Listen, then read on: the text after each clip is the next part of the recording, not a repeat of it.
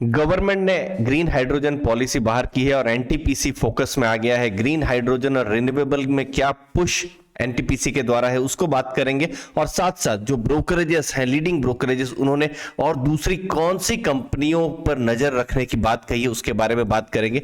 तो देखिए, green hydrogen की जब हम बात कर रहे हैं तो यहां पर मैं मैनेजमेंट जो कॉन्फ्रेंस है जो अक्टूबर में उन्होंने जब Q2 के जब रिजल्ट्स हुए थे तब उन्होंने क्या कहा था, ये पूरे 19 पेज की ये पूरी रिपोर्ट है, मैं इसका सहारा ले रहा हूं और यहां पर क्या क्या इंपॉर्टेंट चीजें मैनेजमेंट ने कही है ये सब चीजें आपके सामने मैं अभी ला रहा हूं। तो मैनेजमेंट के जो कॉन्फ्रेंस में जो कमेंट्स जो थे वो थे कि हाइड्रो मतलब पानी, फिर विंड जो है हवा, फिर सोलर सूर्य, यहां पर डाइवर्सिफिकेशन कर रहे हैं। अब देखिए, एनटीपीसी बिजली बनाती है, ठीक है, इलेक्ट्रिसिटी बनाती है, तो वो जनरली अभी जैसे जो कोयला है उस पर बहुत ज्यादा फोकस है, लेकिन धीरे धीरे वो अपने आप को डाइवर्सिफाई कर रहे हैं इन सब चीजों से भी बिजली बनाने में। उसके बाद ग्रीन हाइड्रोजन, अब गवर्नमेंट ने इतना बड़ा अभी जो है ग्रीन हाइड्रोजन पर पुश किया है, लेकिन एनटीपीसी ऑलरेडी जो फ्यूल सेल्स है ग्रीन हाइड्रोजन पर ऑलरेडी काम करना उन्होंने शुरू कर दिया है। साथ साथ इलेक्ट्रिसिटी की जो रिक्वायरमेंट है, जैसे इंडियन ऑयल की कुछ रिफाइनरीज में भविष्य में आईओसी और एनटीपीसी पर दोनों के बीच में जॉइंट वेंचर भी हुआ है कि कोई भी जो इलेक्ट्रिसिटी की नई जो भी पैदावार होगी तो वो ग्रीन तरीके से होगी। तो ये कुछ काम उन्होंने किया है। फिर राजस्थान में, फिर गुजरात में कुछ बड़े बड़े प्रोजेक्ट्स भी उनके चल रहे हैं। अब जो ग्रीन हाइड्रोजन वाला पार्ट है उसमें बहुत ही लेटेस्ट मतलब ये बिल्कुल जनवरी 3 की ही बात है, जो कि इसी साल की ही बात है, जहां पर एनटीपीसी ने पहला ग्रीन हाइड्रोजन ब्लेंडिंग ऑपरेशन शुरू किया है पीएनजी नेटवर्क में। ऐसे स्केल में ये बहुत ही छोटा है, लेकिन ये फिर भी बहुत इंपॉर्टेंट हो जाता है। देखिए, पीएनजी मतलब जो पाइप नेचुरल गैस जो घरों में आती है, तो नेचुरल गैस के साथ साथ उन्होंने जो हाइड्रोजन है उसको भी ब्लेंड करने का काम शुरू किया है। तो इससे क्या होगा कि जो कार्बन डाइऑक्साइड का जो एमिशन है वो कम हो सकता है, और धीरे धीरे जो गैस है, गैस और हाइड्रोजन अगर ब्लेंड होते हैं तो जो इंपोर्ट जो बिल है वो भी कम हो सकता है।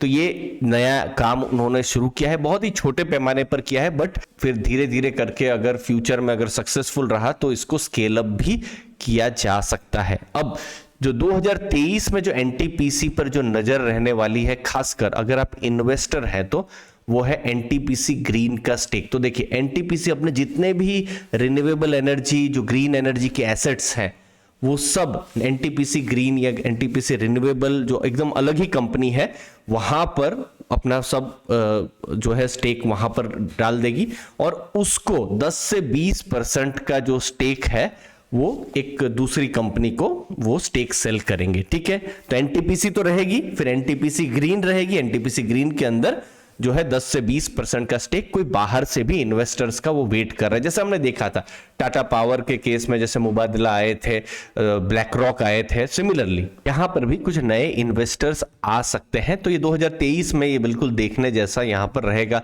तो हाइड्रोजन वाला जो भी काम है एनटीपीसी ग्रीन के अंदर में हो जाएगा, और ये 60 गीगावाट का पूरा एनर्जी प्रोडक्शन का एनटीपीसी का टारगेट है। कब तक?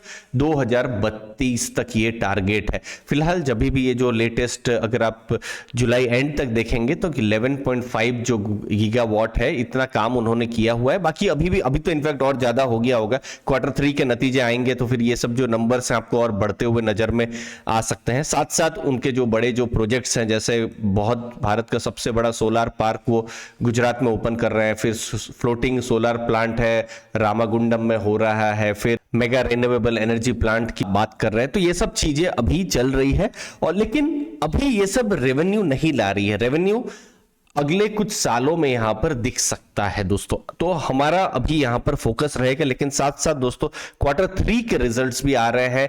सभी रिजल्ट्स पर शायद वीडियो बनना मुश्किल रहेगा, तो हमारा जो टेलीग्राम ग्रुप है वहां पर हम लोग जो इंपॉर्टेंट इंफॉर्मेशन है जो आपको मिलती रहनी चाहिए सबके बारे में हम टेलीग्राम ग्रुप में हम आपको इन्फॉर्म करते रहेंगे दोस्तों। अब सीएलएसए ने क्या कहा है कि एनटीपीसी बहुत कम कंपनियों में से है जिन्होंने एक्चुअली में वो प्रोजेक्ट्स को इंप्लीमेंट कर रही है। ऑलरेडी भारत में जो सबसे बड़ा इलेक्ट्रोलाइजर है, क्योंकि देखिए जब वाटर जो पानी है उसमें हाइड्रोजन ऑक्सीजन अलग होता है, तो इलेक्ट्रोलाइसिस के लिए इलेक्ट्रोलाइजर्स की जरूरत पड़ती है।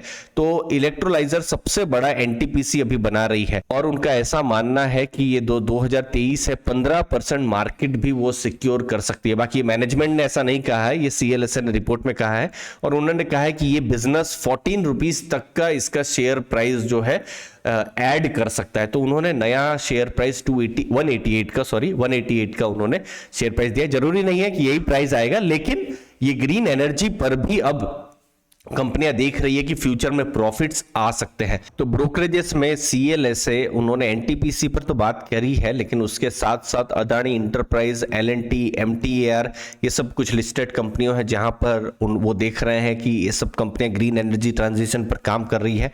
फिर ग्रीनको और एक्मे है, ये लिस्टेड नहीं है।